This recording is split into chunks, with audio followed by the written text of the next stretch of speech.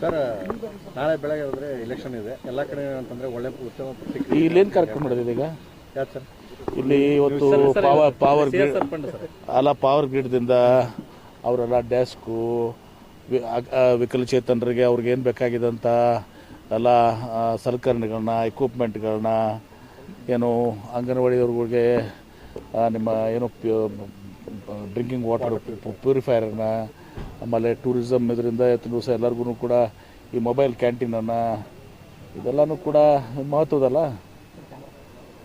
ಅದನ್ನು ನಾವು ಭಾಳ ಸಂತೋಷದಿಂದ ಜಿಲ್ಲಾಧಿಕಾರಿಗಳು ನಾವು CEO ಪವರ್ ಗ್ರಿಡ್ನವರು ಭಾಳ ದೊಡ್ಡ ಕೊಡುಗೆಯನ್ನು ಕೊಟ್ಟಿದ್ದಾರೆ. ಅದೆಲ್ಲವನ್ನು ಕೂಡ ನಾವು ಇವತ್ತು ಇಲ್ಲಿ ಚಾಲನೆಯನ್ನು ಕೊಟ್ಟಿದ್ದೀವಿ. ಧನ್ಯವಾದಗಳು. ನಾವು ಏನೋ ಸಲಹೆ ಕೊಡತ್ತಿದ್ರಿ, ಇದು ಅಂದರೆ ನಾವು BLD ಇಂದ ಅನುಕೂಲ ಮಾಡಿಕೊಡ್ತೀವಿ ಮೆಡಿಕಲ್ ಸ್ಟೂಡೆಂಟ್ಗಳಿಗೆ, ಅದೇ ರೀತಿ ಮಾಡಿ ಅಲ್ಲ. ನಾನೇನು ಹೇಳಿದ್ದು, ಈಗ ಏನು ಕಂಪ್ಯೂಟರ್ಸ್ ಕೊಡ್ತಾ ಇದ್ದಾರಲ್ಲ, ಏನು ಮಾನದಂಡ ಸ್ಟ್ರಿಕ್ಟ್ ಮಾನದಂಡ ಎಲ್ಲ ಮಾಡಿರಿ ಅಂದರೆ ಎಲ್ಲನೂ ಕೂಡ ನೀಡಿ ಯಾರದಾರ ಆರ ಫಲಾನುಭವಿಗಳಿಗೆ ಹೋಗಬೇಕು. ಅವರು ಒಂದು ಸರ್ಕಾರ ಗೈಡ್ಲೈನ್ಸ್ ಇರೋದು ಪ್ರಕಾರ ಕೊಡ್ತಾ ಇದ್ದಾರೆ. ನಾನು ಉದಾಹರಣೆ ಕೊಟ್ಟೆ ಅವಾಗ. ಈ ಮೆಡಿಕಲ್ ಸ್ಟೂಡೆಂಟ್ಸ್ ಭಾಳಷ್ಟು ಕಡೆ ಈ ಗೌರ್ಮೆಂಟ್ ಸೀಟ್ ಸಿಗ್ತವೆ, ಗೌರ್ಮೆಂಟ್ ಮೆಡಿಕಲ್ ಕಾಲೇಜ್ನಾಗೂ ಮತ್ತು ಪ್ರೈವೇಟ್ ಮೆಡಿಕಲ್ ಕಾಲೇಜ್ನಾಗೂ ಕೂಡ ಗೌರ್ಮೆಂಟ್ ಸೀಟ್ಸು. ಅವಕ್ಕೂ ಕೂಡ ಪಾಪ 1 ಲಕ್ಷ 1.5 ಲಕ್ಷ 2 ಲಕ್ಷ ಇರ್ತದೆ ಫೀಸ್. ನಾನು ಹೇಳಿದ ಮುದ್ದೆ ಬೆಳೆದ ಅದೊಂದು ಉದಾಹರಣೆ ಕೊಟ್ಟೆ. ಅವಾಗ ಪಾಪ ತಂದೆ ತಿರ್ಕೊಂಡಿದ್ದ, ತಾಯಿ ಪಾಪ 4,000 ದುಡಿತಿದ್ಲು ಅವಳು. ನೀವೇ ಪೇಪರ್ನಾಗ ಹಾಕಿದ್ರು ಅವಾಗ. ಆ 4,000 ಊಟ ಬಿಟ್ಟರು ಕೂಡ 4,000 ಕೊಟ್ಟರು ಕೂಡ 42,000 ರೂಪಾಯಿ ಆಯಿತು ವರ್ಷಕ್ಕೆ. ಫೀನೇ 1.5 ಲಕ್ಷ. ಹಾಸ್ಟೆಲು, ಮೆಸ್ಸು, ಬುಕ್ಸು, ಸ್ಟೆಥೋಸ್ಕೋಪು, ಆ್ಯಪ್ರನ್ನು ಎಲ್ಲ ಕುಡಿದ್ರೆ 2 ಲಕ್ಷ 2.5 ಲಕ್ಷ ಬೇಕಾಗ್ತದೆ. ಮತ್ತು 2 ಲಕ್ಷ ಬೇಕಾಗ್ತದೆ, 1.5 ಲಕ್ಷ ಬೇಕಾಗುತ್ತೆ. 4,000ದಾಗ 2,000 ಹೊಟ್ಟಿಗೂ ಬೇಕಲ್ಲ ಪಾಪಕ್ಕೆ ಆ ತಾಯಿಗೆ. ಆಮೇಲೆ ಅದು ಹಿಂಗಾರು 24,000 ಏನು ಮಾಡ್ತಾರೆ ಅವರು? ಅಂಥವ್ರಿಗೆ ಈ ಫೆಸಿಲಿಟೀಸ್ ಹೋಗಲಿ. ನಾವೇನು ಪ್ರತಿ ವರ್ಷ ನಾನು ಹೆಲ್ಪ್ ಮಾಡ್ತೀನಿ ಇರೆಸ್ಪೆಕ್ಟ್ ಆಫ್ ದಿಸ್. ನಾನು ಯಾರ್ಯಾರು government medical seats in government colleges and private medical ಕಾಲೇಜ್ನಾಗ ಗೌರ್ಮೆಂಟ್ ಸೀಟ್ಸ್ ಯಾರು ಸಿಗ್ತಾರೆ, ಯಾರು ಬಡವರಿದ್ದಾರೆ, ಶ್ರೀಮಂತರಲ್ಲ, ಉದಾಹರಣೆ ಕೊಟ್ಟಿಲ್ಲ ಆ ಥರ. ಆಮೇಲೆ ಯಾರು ಭೂಮಿ ನೀರಾಗಿಲ್ಲ, ಏನೂ ಇರೋಂಗಿಲ್ಲ, ತುಂಬ ಚಾದ ಅಂಗಡಿದಾಗ ಕೆಲಸ ಮಾಡ್ತಿದ್ದ ಇಂಥವ್ರಿಗೆಲ್ಲ ನೀವು ನೋಡಿದ್ದೀರ ಅದನ್ನೆಲ್ಲನೂ. ಅಂಥ ಫಲಾನುಭವಿಗಳಿಗೆ ಕೊಡ್ರಿ. ಮೆಡಿಕಲ್ ಸ್ಟೂಡೆಂಟ್ಸ್ಗೆ, ಇಂಜಿನಿಯರಿಂಗ್ ಸ್ಟೂಡೆಂಟ್ಸ್ಗೆ, ಯಾರು ಗೌರ್ಮೆಂಟ್ ಸೀಟ್ ಸಿಗ್ತಿರ್ತದೆ ಬಡವರು ಇರ್ತಾರೆ, ಶ್ರೀಮಂತರಿಗೆಲ್ಲ. ಮತ್ತು ನಮ್ಮ MB ಪಾಟೀಲ್ ಕೋಟ ಅಲ್ಲ, ಬಶೀಲಿ ಕೊಟ್ಟ ಅಲ್ಲ ಬುಡ್ರಿಗೆ ಅಂತೇಳಿ ಅದನ್ನು ಹೇಳ್ತಾ ಇದ್ದೀನಿ ನಾನು. ಈಗ ಇದು ನೋಡಿ, ಇದು ಭಾಳ ಸಣ್ಣ ಪ್ರಮಾಣದಲ್ಲಿದೆ. ಈಗ ನಾನು ಮುಖ್ಯಮಂತ್ರಿಗಳಿಗೆ ಈಗ ವಿನಂತಿ ಮಾಡ್ಕೊಂಡಿದ್ದೀನಿ, ದೊಡ್ಡ ಪ್ರಮಾಣದಲ್ಲಿ ತುಂಬ ಸಹ ಈಗ ಅಲ್ಲಿ ಬೆಣ್ಣೆ ಹಳ್ಳಕ್ಕೆ ಮನೆ ಕೊಟ್ಟಿದ್ದಾರೆ, 200 ಕೋಟಿ ಕೊಟ್ಟಿದ್ದಾರೆ. ನಾವು ಹಿಂದೆ ನೀರಾವರಿ ಮಂತ್ರಿ ಇದ್ದಾಗ ಒಂದು ದೊಡ್ಡ ಪ್ರಪೋಸಲ್ ಮಾಡಿದ್ದೀವಿ, 2,500 ಕೋಟಿ ವ್ಯಾಪ್ಕೋದಿಂದ ಕೇಂದ್ರ ಸರ್ಕಾರದ ಒಂದು ಏಜೆನ್ಸಿ ಮೂಲಕ ಅದು ಮಾಡಿಸಿ. ಇದು ಭಾಳ ದೊಡ್ಡ ಅಮೌಂಟ್ ಆಯ್ತದು. ಅದಕ್ಕೆ ಅದು ಕೇಂದ್ರ ಸರ್ಕಾರದಿಂದ ಅನುಮೋದನೆ ಸಿಕ್ಕಿಲ್ಲ. ಹೀಗಾಗಿ ಈಗ ನಾವು ಅದನ್ನು ಆಶೆಯನ್ನು ಬಿಟ್ಟಿದ್ದೀವಿ. ನಾವು ಅವಾಗ ಕೋಶಿ ನದಿಗೆ ಏನು 4,000 ಕೋಟಿ ಕೊಟ್ಟರು, ಅದ್ರ ಉದ್ದೇಶ ಮೇಲೆ ನಾವು ಕೇಳಿದ್ದೀವಿ, ಕೇಂದ್ರ ಸರ್ಕಾರ ಕೊಡಲಿಲ್ಲ.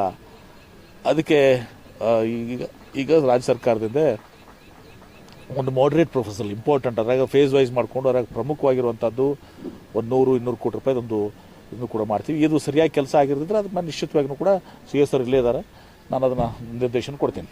ಸರ್ ನಾಳೆ ಉಪಚುನಾವಣಾ ಮತದಾನ ಇದೆ, ಇಲ್ಲಿ ಬಂದು 2 ಕಡೆನೂ ಗೆಲ್ತೀವಿ ಅಂತ ಹೇಳಿ ವಿಶ್ವಾಸ ವ್ಯಕ್ತಪಡಿಸಿದ್ದಾರೆ ವಿಜೇಂದ್ರ ಅವರು. ನೋಡ್ರಿ, ನಾನೇನು ಹೇಳಿದ್ದೀನಿ, ನಿಶ್ಚಿತವಾಗಿ ವಿಜೇಂದ್ರವ್ರನ್ನ ಈ ಚುನಾವಣೆ ಮುಗಿದ ತೆಗೆದುತ್ತಾರೆ. ಬಾಗಲಕೋಟೆ ನಾವೇ ಗೆಲ್ತೀವಿ, ದಾವಣಗೆರೆ ನಾವು ಗೆಲ್ತೀವಿ. ವಿಜೇಂದ್ರ ಅವರು ಮನೆಗೆ ಹೋಗೋದು ನಿಶ್ಚಿತ, 2 ಮಾತಿಲ್ಲ. ಏನ್ರಿ ಅವ್ರು ತಿಳ್ಕೊಂಡಾರ ಇವತ್ತೊಂದು ದಿವಸ. ನಮ್ಮ ಗ್ಯಾರಂಟಿ ಹೆಣ್ಮಕ್ಳು ಊಟ ಹಾಕಿದ್ರೆ ನಾವು ಒಂದು 10-15 ಸಲ ಗೆಲ್ತೀವಿ. ಎಲ್ಲ ಕೂಡಿದ್ರೆ ನಾವು 25-30 ಸಲ ಗೆಲ್ತೀವಿ. ಈ ಬಾರಿ ಹಾಕಂಗಿಲ್ಲ, ಯಾಕಂತಂದ್ರೆ ಗ್ಯಾರಂಟಿ ಯೋಜನೆಗಳನ್ನ ಪರಿಪೂರ್ಣವಾಗಿ ಮುಟ್ಟಿಲ್ಲ ಜನರಿಗೆ. ಅದನ್ನೇ ಹಿಡ್ಕೊಂಡು ಈಗ ಅವಾಗೆಲ್ಲ ಈ ಜನರಿಗೆ ಬೇಕಾದ್ರೆ ವಿಜೇಂದ್ರಿಗೂ ಕೊಡ್ತೀವಿ ಅಂತ. AI ತಂತ್ರಜ್ಞಾನ ಬಳಸಿಕೊಂಡು ಹಣ ಹಂಚ್ತಾ ಇದ್ದಾರೆ ಅಂತ ವಿಡಿಯೋಗಳನ್ನು ಕ್ರಿಯೇಟ್ ಮಾಡಿ BJP ಹರಿಬಿಡ್ತಾ ಇದ್ದಾರೆ. ಅದು ವಿಜೇಂದ್ರಗೆ ರೂಢಿ ಇದೆ. ನಾನು ಮನೆ ಹೇಳಿದ್ದೀನಲ್ಲ, ಅವರು ತಂದೆಯವರು ಯಡಿಯೂರಪ್ಪನವರು ಇದ್ದಾಗ ವಿಜೇಂದ್ರ ಮಾಡೋ ಕೆಲಸನೇ ಅದೇ ಆಗಿತ್ತು, ಕಲೆಕ್ಷನ್ ಆ್ಯಂಡ್ ಡಿಸ್ಟ್ರಿಬ್ಯೂಷನ್. ಅಧಿಕಾರ ದುರ್ಬಳಕೆ ಮಾಡ್ತಾರೆ ಯಾರು? ಅವರೇ ಮಾಡಿದ್ರು. ಮತ್ತು ಅವ್ರ ಮ್ಯಾಗ ಅಲಿಗೇಷನ್ ಇತ್ತಲ್ಲ, ಸಹಿ ಮಾಡ್ತಾರೆ ಯಡಿಯೂರಪ್ಪನವ್ರದ್ದು, ಇವರೇ ಸಹಿ ಮಾಡ್ತಾರೆ ಅಂಥೇಳಿ ನಮ್ಮ ಸ್ನೇಹಿತರಾದಂಥ ಬಸನಗೌಡ ಪಾಟೀಲ್ ಯತ್ನಾಳ್ ಅವ್ರು ಹೇಳ್ತಿದ್ರು. ವಿಜೇಂದ್ರ ಅವರು ಯಡಿಯೂರಪ್ಪನವರು ಮಾರಿಷಸ್ನಲ್ಲಿ ಎಲ್ಲೆಲ್ಲೋ ದುಡ್ಡು ಇಟ್ಟು ಬಂದಾರೆ 10,000 ಕೋಟಿ ಅಂತ ಹೇಳ್ತಿದ್ರು. ನಾ ಹೇಳತ್ತಿಲ್ಲ ಮತ್ತೆ ಇದನ್ನು ಹೇಳ್ಯಾರ ಇಲ್ಲೋ? ಯತ್ನಾಳ್ ಅವ್ರು ಹೇಳ್ಯಾರಲ್ಲೋ? ಏನು ಹೇಳಿದ್ರು? 10,000 ಕೋಟಿ ರೂಪಾಯಿ ಸಿಂಗಾಪುರ ಮಾರಿಷಸ್ ನೆನಪಕ್ಕ ನೆನಪದ ನನಗೆ. ಮಾರಿಷಸ್ನಾಗ 10,000 ಕೋಟಿ ರೂಪಾಯಿ ಇಟ್ಟು ಬಂದಾರ ಅಂತ ಹೇಳ್ತಿದ್ರು. ದುಬೈದಾಗ, ಸಿಂಗಾಪುರ್ನಾಗ, ಮಾರಿಷಸ್ನಾಗ ಏನು ಹೇಳ್ತಾರೆ ಅವ್ರಿಗೆ ನಮ್ಗೆ ಕೇಳ್ರಿ, ಪಟ್ಟಿಕಣ ಅವ್ರು ಕೇಳ್ರಿ, ತಪ್ಪಿದ್ರೆ ಯಾವ ಊರು ಅನ್ನೋದು ನನಗೆ ಗೊತ್ತಿಲ್ಲ. ಮಾರಿಷಸ್ ನಾನು ಕೇಳಿದ್ನಿ, ಅವ್ರು ಕೇಳ್ರಿ. ಮತ್ತು ಅವ್ರನ್ನ ತೊಗೊಂಡು ಪ್ರಚಾರ ಮಾಡ್ಕೊಂಡಿದ್ರು. ಮತ್ತು ವಿಜೇಂದ್ರ ಎಷ್ಟು ಪವರ್ಫುಲ್ ಇದ್ದಂದ್ರೆ 2 ಕ್ಷೇತ್ರ ಗೆಲ್ಲೋದಿದ್ರೆ ಮತ್ತೆ ಯತ್ನಾಳ್ ಯಾಕೆ ಬೇಕಾಗಿತ್ತ? ಉಚ್ಚಾಟಿತ ಯತ್ನಾಳ್ ಕರ್ಕೊಂಡು ಪ್ರಚಾರಕ್ಕೆ ಹೋಗ್ಬೇಕು ಪಾಳೆ ಬತ್ತಿವ್ರಿಗೆ. ಯತ್ನಾಳ್ ಹೋದ್ರೂ ಗೆಲ್ಲಲ್ಲ. ಈಗ ವಿಜೇಂದ್ರ ಕೂಡ ಯತ್ನಾಳ್ ಅವ್ರದ್ದು ಖರಿಯರ್ ಡಮಾರ್. ಮಾರ್ಜಿನ್ ಹೆಚ್ಚಾಗುತ್ತೆ. ಬಾಗಲಕೋಟ್ನಾಗ ಅಲ್ಲಿ ಸೋಲ್ತೀವಿ. ಏನು ಮಾಡಿದಂಗೆ ಆಯಿತು? ಯತ್ನಾಳ ಪ್ರಚಾರಕ್ಕೆ ಹೋದರೂ ಕೂಡ ಸೋತರು. ಅದಕ್ಕೆ ವಿಜೇಂದ್ರ ಮತ್ತು ಯತ್ನಾಳ್ ಕೂಡ ಮನೆಗೆ ಹೋಗೋದು. ಮಲ್ಲಿಕಾರ್ಜುನ ಖರ್ಗೆ ಅವರು ಹೇಳಿದ್ರು ಬಿಜೆಪಿ RSS ಇದ್ದಂತೆ ನೋಡಿಕೊಡ್ಬೇಕು ಅಂತ. ಅದು ನೋಡಿ ಯಾವ ಅರ್ಥದಲ್ಲಿ ಹೇಳ್ತಾರೆ ಏನ್ರಿ? ಅನೇಕ ಸಲ ರಾಜಕೀಯವಾಗಿ ಟೀಕೆಗಳು ಆಗ್ತಿರ್ತಾವೆ. ನಮ್ಮೆಲ್ಲ ಮಾಡಿರ್ತಾರೆ, ನಾವು ಅವ್ರ ಮೇಲೆ ಮಾಡಿರ್ತೀವಿ. ಆದರೆ ಏನದು ಇವರೆಲ್ಲ ಬರೀ ಬೆಂಕಿ ಹಚ್ತಾರೆ. ನಾವು ಹೇಳ್ತೀವಿ ಕಿಸ ಗಡ್ಡೆ ಡಬ್ಬಿ ಇಟ್ಕೊಂಡು ಕೊಟ್ಟಿರ್ತಾರೆ, ಎಲ್ಲೋದಲ್ಲಿ ಬೆಂಕಿ ಹಚ್ತಾರೆ ಏನ್ರಿ? ಇವ್ರು ದೇಶದ ಸಲ ಹೋರಾಟ ಮಾಡಿಲ್ಲ, ಅದನ್ನೂ ಸತ್ಯ ಅದ ಏನ್ರಿ? ಇವತ್ತು ಬಂದು ರಾಷ್ಟ್ರೀಯತೆ ಹೇಳ್ತಾರೆ ನಮ್ಮ ಬಗ್ಗೆ ಎಲ್ಲನೂ.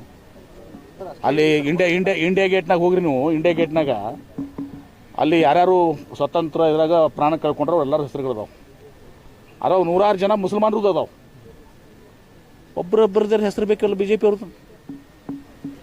ಯಾರು ಪ್ರಾಣ ತಗೊಂಡಿದ್ದು ಸ್ವಾತಂತ್ರ್ಯ ಎಲ್ಲ ಬ್ರಿಟಿಷ್ ಏಜೆಂಟ್ ಆಗಿದ್ರು ಅವಾಗ. ಈಗ ಬಂದು ನಮಗೆ ರಾಷ್ಟ್ರೀಯತೆ, ದೇಶಾಭಿಮಾನ ಬಪ್ಪರು ಹೇಳೋದು ಹೇಳ್ತಾರಲ್ಲ ನೋಡ್ರಿ. ಅದಕ್ಕೇನೋ ಅವ್ರು ಖರ್ಗೆ ಅವ್ರು ಯಾವ ರೀತಿಯಿಂದ ಅರ್ಥದಿಂದ ಹೇಳಿದ್ರೆ ಅದನ್ನ ಅರ್ಥ ಮಾಡ್ರೆ ಇವರು ವಿಷಯಕಾರಿ ಇದು ಮಾಡುವಂಥದ್ದು ಹಿಂಗೆ ಮಾಡ್ತಾರೆ. ಅದಕ್ಕೊಂದು ಹೇಳಿದಾರೆ ಅವ್ರಿಗೆ ಏನೋ ಅದಕ್ಕೆ ಯಾವ ಅರ್ಥ ಹೇಳಿದ್ದಾರೆ? ಏನು ಹೊಡೆದ ಲಿಟ್ರಲ್ಲಿ ಹಾವು ಹೋಗೋದಿರ್ತದಲ್ಲ ಏನ್ರಿ?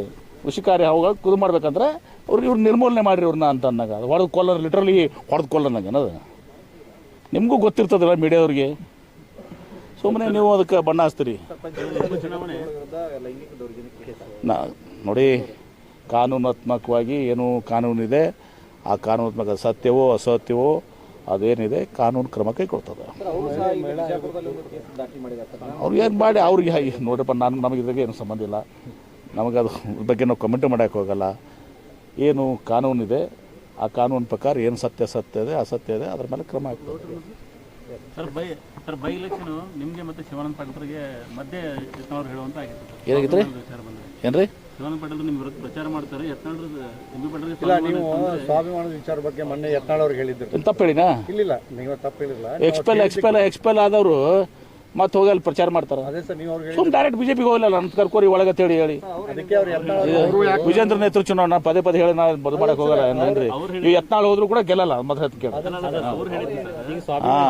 ನನಗೆ ಹೇಳ್ತಾರೆ MP ಪಾಟೀಲ್ರು, ಶಿವಾನಂದ ಪಾಟೀಲ್ರು MP ಪಾಟೀಲ್ ವಿರುದ್ಧನೇ ಪ್ರಚಾರ ಮಾಡ್ತಾರೆ. ಅದ್ರ ಬಗ್ಗೆ ಸ್ವಾಭಿಮಾನದಿಂದ ಅವ್ರು ಹೋಗ್ಬಾರ್ದು. ಬಾಗೇವಾಡಿಗೆ ಅವರು ಪ್ರಚಾರ ಮಾಡಬಾರ್ದು, ನೀವು ಪ್ರಚಾರ ಮಾಡಬಾರ್ದು. ಯಾರು ಬಾಗೇವಾಡಿ ಹೋಗಿ ಮೊಬಲೇಶ್ವರದಲ್ಲಿ ಒಳಗೆ ಅವರು ಬಂದು ಪ್ರಚಾರ ಮಾಡ್ತಾರೆ. ಶಿವಾನಂದ ಪಾಟೀಲ್ರು ಅಂತ ಸ್ವಾಭಿಮಾನ ಎಲ್ಲ ಓಡಾಡ್ತಾರಂತೆ. ನೀವು ಅಲ್ಲಿ ಹೋಗಿ ಬಸವರಾಜ ಪ್ರಚಾರ ಮಾಡ್ತಾರೆ. ಅದಕ್ಕೆ ಸ್ವಾಭಿಮಾನ MP ಪಾಟೀಲ್ರು ಹೋಗಬಾರದು ಅಂಥದ್ದು ಯಾವುದೂ ಕೂಡ ಇಲ್ಲ. ಏನು ಶಿವಾನಂದ ಪಾಟೀಲ್ ಕಾಂಗ್ರೆಸ್ನಾಗ ಅದಾರ, ನಾವು ಕಾಂಗ್ರೆಸ್ನಾಗ ಅದೀವಿ. ಅವರು ಕಾಂಗ್ರೆಸ್ ಪ್ರಚಾರ ಮಾಡ್ತಾರೆ, ನಾವು ಕಾಂಗ್ರೆಸ್ ಪ್ರಚಾರ ಮಾಡ್ತೀವಿ. ತಮ್ಮನ ಬಗ್ಗೆ ಬಂದು ಪ್ರಚಾರ ಎಲ್ಲ ಮಾಡ್ತಾರೆ ರಾತ್ರಿ. ಅದಾದ್ರೆ ಅವ್ರು ತಮ್ಮ BJP ದಾಗ ಅದಕ್ಕೆ ಏನಾಗಿದೆ 4 ಸಲ ನೋಡ್ತಿರ್ತಾರೆ. ನಿಮ್ಮ ಕ್ಷೇತ್ರದಲ್ಲಿ ಪ್ರಚಾರ ಮಾಡ್ತಾರೆ. ಹಾಗೇನು ನಮಗೆ ಕಂಡು ಬಂದಿಲ್ಲ ಅಂತ.